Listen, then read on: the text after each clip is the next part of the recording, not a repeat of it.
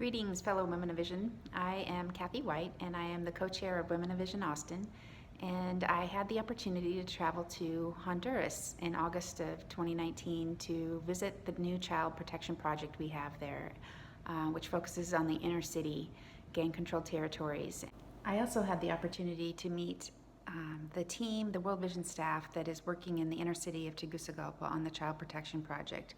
Guadalupe and Christian are World Vision staff members there, and then I met Omar and Alexis. Both men are community volunteers who worship in a church in the gang-controlled community that Guadalupe lives in.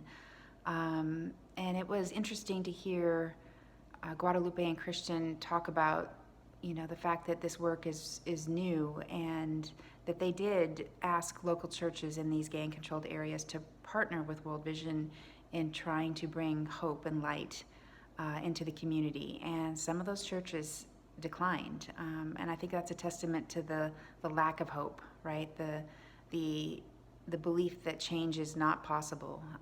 But it was these two men who live outside of this community who God used to be a spark, a catalyst in this situation. A year ago, they went.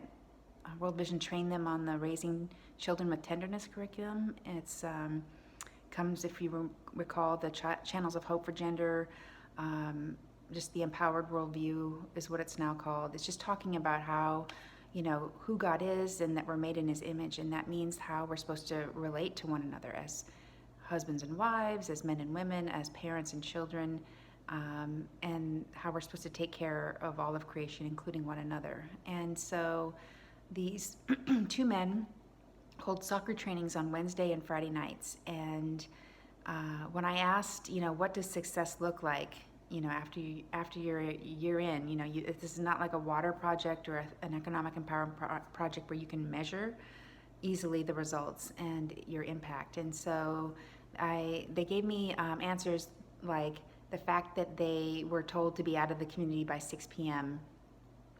Christian, who doesn't live in that gang-controlled territory, was told he has to be out of there by 6 p.m.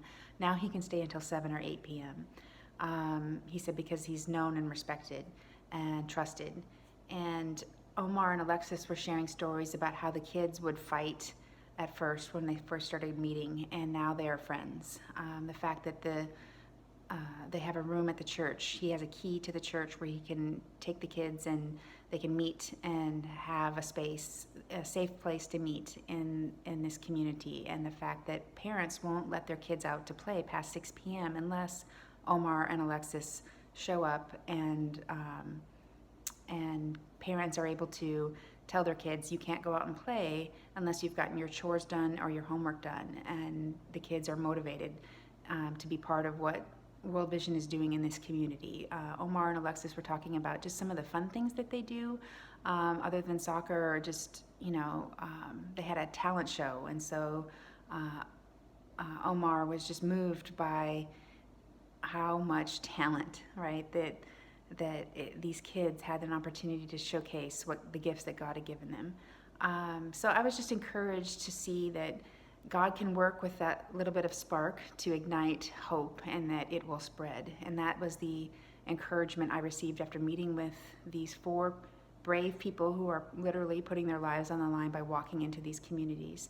And so I encourage you also to trust that even though we hear, some pretty hard news or about the immigration crisis or the border crisis, and just how we feel like we're shutting the door, I just want to encourage you that God is answering the cry of the people in Honduras, that He is moving in new and powerful ways to mobilize funding for clean water and for economic empowerment in the rural areas, but also in the inner city. And it's that inner city work where it's the darkest. We don't need to despair that we're shutting a door in their face. We can instead partner with what God is doing through World Vision to ignite the church in Honduras and help people thrive right where they are.